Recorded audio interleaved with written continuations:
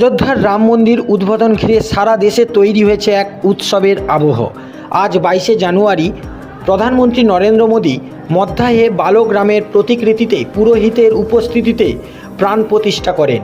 অযোধ্যায় উপস্থিত ছিলেন সারা দেশের বিভিন্ন রাজ্যের মানুষ। যারা উপস্থিত হতে পারেননি তাদের অনেকেই নিজের এলাকায় রামচন্দ্রের পুজো পাঠ করেন।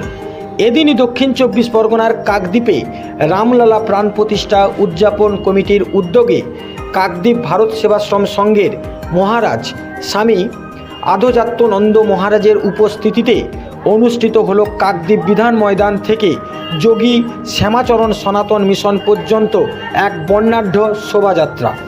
এই শোভাযাত্রায় পা মেলালেন আপামর সনাতনী ভক্তবৃন্দ।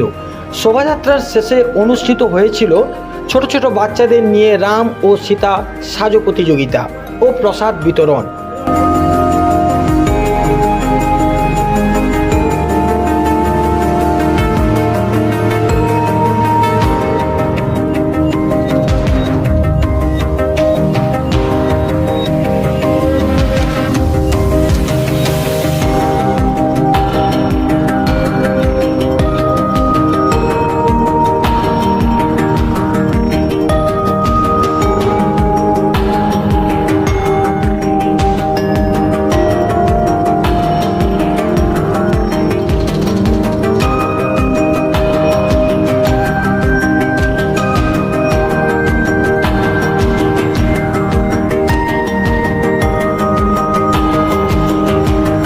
কাকদ্বীপ থেকে নিউ আর বাংলার রিপোর্ট।